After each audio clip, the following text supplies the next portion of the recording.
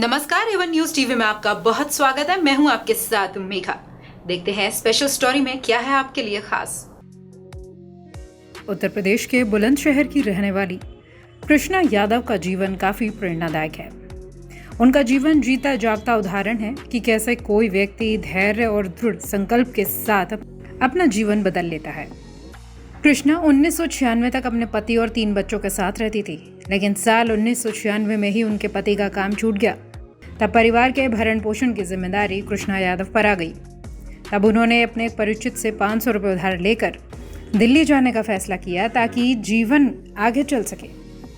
कृष्णा यादव ने अचार, मुरब्बा, चटनी, तेल, आटा, शहद, दालें, मसालों सहित 151 गुणवत्ता वाले उत्पादों का बिजनेस करना शुरू करा, जो आज देश के विभिन्न हिस्सों में अपनी शुद्धता के लिए प्रसिद्ध है।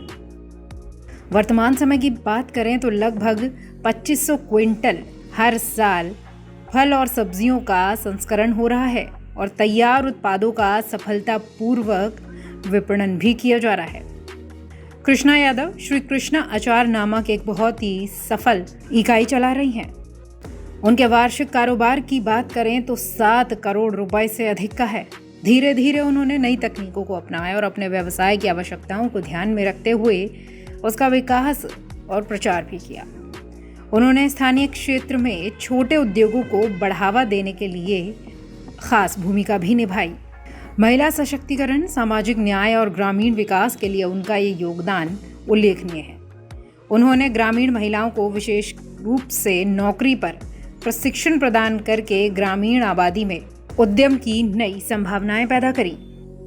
इतना ही नहीं, कृष्णा यादव ने बीएसएफ जवानों की विधवाओं को रोजगार और प्रशिक्षण प्रदान करके देश के लिए एक सेवा भी की है। इसके अलावा उन्होंने शारीरिक रूप से विकलांग लोगों को प्रशिक्षण देकर उनके उत्थान का कार्य भी किया है। उनकी उपलब्धियों के लिए कई बार उन्हें सम्मानित भी किया गया। विशेष रूप से उन्हें नारी सशक्तिकरण पुरस्कार, एनजी रंगा किसान पुरस्कार, पंडित दीनदयाल उपाध्याय अंत्योदय कृषि पुरस्कार आदि से सम्मानित भी किया गया है।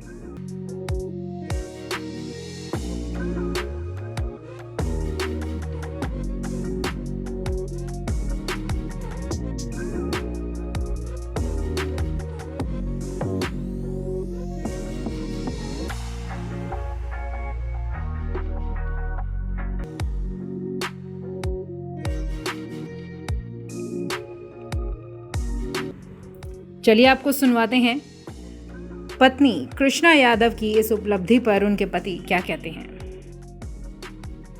नमस्कार, मेरा नाम गोवर्धन सिंह यादव है। जो हमारे इस एवन न्यूज चैनल को जो देख रहे हैं सभी मेरे देशवासी, उनको सभी को नमस्कार। और मैं बुलंदशहर का रहने वाला हूँ और हमारे पास गांव में बहुत कम ज़मीन थी। हमारे पिताजी के हिस्से में 3 बीघा ज़मीन आई और हम 3 भाई थे, तो 1-1 बीघा हमारा गुजर बसर नहीं होती थी।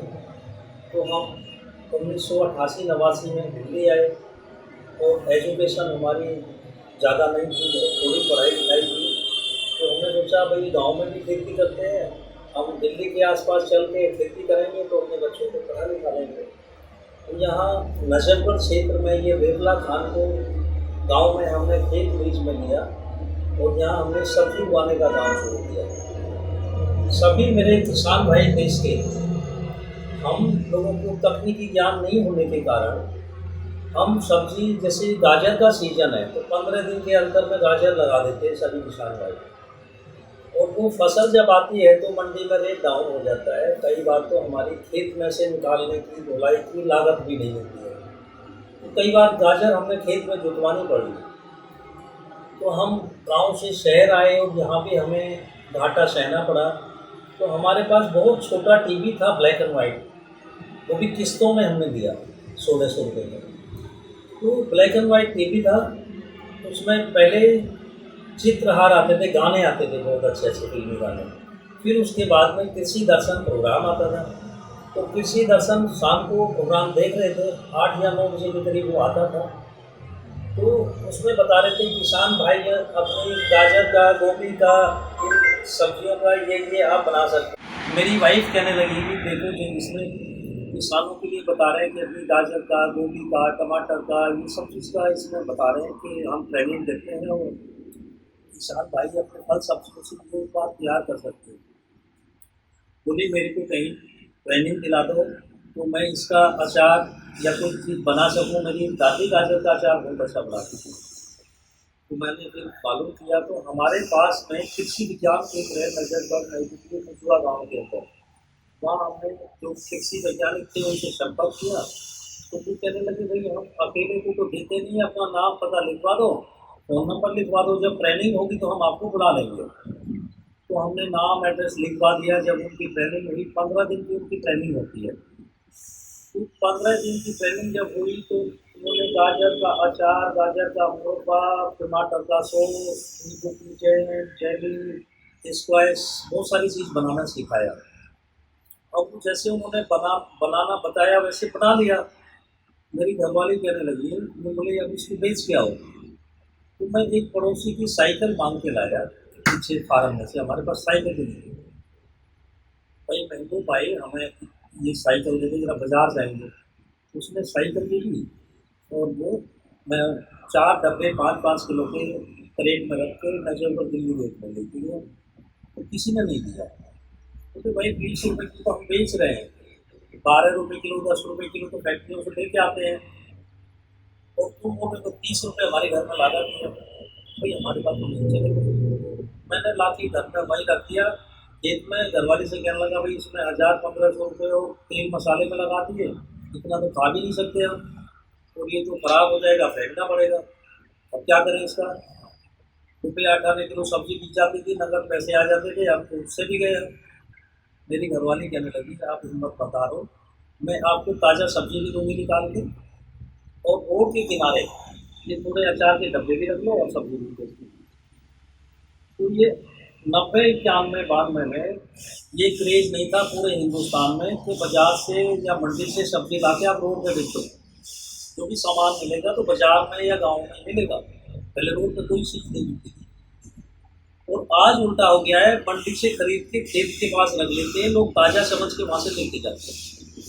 आप कभी हरिद्वार गए हों, वापसी में आज के सीज़न में जब आओगे, मैं परसों ही आया हूँ, तो अभी आम स्टार्ट नहीं हुआ हमारा लोकल, और वहाँ पर मंडियों से लाके रंग बिरंगे आम, ये अपना जैसे ही हम हरिद्वार से निकलते हैं मंगलोर, रुड़की उड़की के आसपास सैकड़ों दुकानें लगी हुई हैं बड़ी सुंदर सुंदर, और इस पर नहीं रोकोगे अगले पे रोकोगे, गाड़ी रोक नहीं रोकना, आप लेके जाओगे। और जो वहाँ नहीं है आम, अभी चला नहीं है हमारा यूपी का आम, ये बाहर का साउथ का आम आ रहा है, गुजरात का आ रहा है, ये बाहर का आ रहा है। तो मैं बैठ गया रोड के किनारे, क्योंकि हम गरीबी में थे, बहुत ज़्यादा हमारे हालत ख़राब थे। बैठ गया, 3-4 दिन तक कोई नहीं रुका। कोई एक आधा आदमी रुक जाता जो जहाँ लोकल, तो यहाँ की लोकल जो लैंग्वेज है वो थोड़ी दूसरी तरह की है। हमारे यूपी बिहार में हांसी नासी में बात करते हैं, यहाँ अरे अचार बिकेगा, बिहारी पागल हो गया, इस तरीके से बोलते जाते हैं। कोई पुलिस वाला आए तो 4 गाली वो सुना के चला जाता फालतू फंड में। तो मैंने शाम को बड़ा गुस्से में मैंने घर में ला के रख दिया। मैंने भाई मैं गाड़ी चलाना जानता हूँ, 2-3 हज़ार रुपये 1500 रुपये महीने में गाड़ी चला के बच्चों का पेट पाल लूँगा, मेरे से नहीं होगा ये। जो भी आता है वो फ्री में गाली 4 सुना के चला जाता है। थोड़ी सी लोगों का काम है बोलने का, उधर से सुना इधर निकाल दो, मैं क्या दूँ, हिम्मत नहीं हो रही बिल्कुल भी। 3-4 दिन बैठा रहा, एक नए पैसे का नहीं दिखा। तो ऐसे बैठे बैठे रास्ता भगवान दिखाता है कि आपको करना क्या है। तो मैं ऐसे ही बैठा था। इसे तो गांव की ज़िंदगी अच्छी थी, गांव में खेलते कूदते थे, कोई फिक्र नहीं थी, कुछ नहीं था। तो मेरे ऐसे दिमाग में आया, जब वो गांव में हम छोटे थे तो मदारी आता था, वो डमरू बजा के पहले भीड़ इकट्ठी करता था। तो हम बच्चे जैसे लोग होते थे ना तो सबसे पहले पहुंच जाते, बड़े लोग आते थे थोड़ी देर में। जब वो पूरी भीड़ हो जाती थी मदारी के आसपास, तब वो अपना खेल तमाशा दिखाना शुरू करता था। तो मेरे दिमाग में ऐसा आइडिया आया, भगवान ने ऐसा भाव डाला कि यहाँ तापासेड़ा से लेके नरेला तक पानी, खारा पानी है। यहाँ इस बेल्ट में पूरा खारा पानी है, पीने का पानी नहीं है। अब तो दिल्ली सरकार ने काफ़ी वो कर दिया, जगह जगह प्याऊ भी लगी हैं सब, उस टाइम ऐसा नहीं था। तो मैं नजफगढ़ से 2 मटके लाया खरीद के, और 1.5 किलोमीटर से रिक्शे में रख के भर के लाते हैं हम पैडी में, और वहाँ पानी पीने तो कोई रुकेगा, ऐसे मेरे मन में ख्याल आया। भाई रोकना तो है ना पहले, जिससे मदारी भीड़ इकट्ठी करता है डमरू बजा के, तो मैंने पानी के मटके रखे, वो मदारी वाला भाव दिमाग में आया, और वहाँ पानी पीने जो भी आदमी रुका, बेटे कहाँ आप जंगल में बेच रहे हो, बाजार में ले जाके बेचेगा।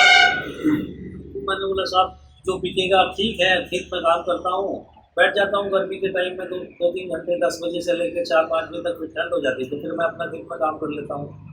तो मैं उसको थोड़ा सा सैंपल डाल के देने लगा, अच्छा लगे तो साहब ले जाना, 50 ग्राम 100 ग्राम सैंपल डाल के दे दिया फ्री में। उनको अच्छा लगा, 2-3 दिन में 4 दिन में कभी चलता लगा, भाई अचार तो बहुत बढ़िया था, 1 पाव दे दो, आधा किलो दे दो। इस तरीके से मेरा थोड़ा थोड़ा चलने लगा, तो हमारी हिम्मत बढ़ने लगी, तो भाई चलो बिक जाएगा, ये तो 1000-1500 रुपये लगे हैं, ये बिक जाएगा।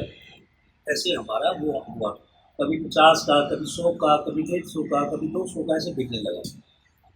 तो जो हमने बनाया वो 6 महीने में हमारा खत्म हो गया कि भाई और बनाना है, अगले साल तो ज़्यादा बनाना है। अगले साल हमने उसको डबल करा, 6 महीने में बिक गया। फिर हमने और ज़्यादा बनाया, तो पहले तो हमारी जो सब्जियां खराब होकर जाती थी उससे बच गए हम, क्योंकि आज हमने सब्जी निकाली, मंडी ले गए, वो मंडी में नहीं बिकी तो 2 दिन में ख़राब हो जाएगी। और हमने ये वैल्यू एडिशन की तरफ हम चले गए, तो 6 महीने या साल भर ख़राब होने की टेंशन खत्म होगी, सब्जियों को सुखा के उसका अचार बनाने लगे तो वाले। तो फिर जब हमारा धीरे धीरे चलने लगा,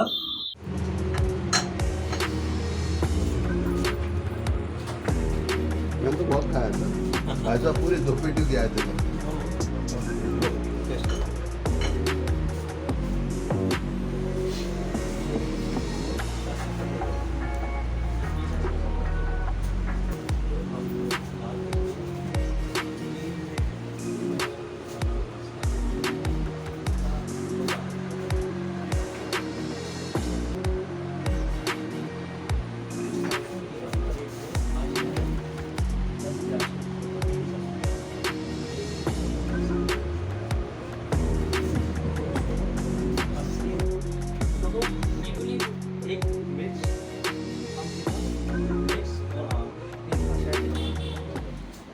इस खास स्टोरी में फिलहाल इतना ही। देश और दुनिया की बड़ी खबरों के लिए आप बने रहिए वन न्यूज टीवी के साथ। नमस्कार।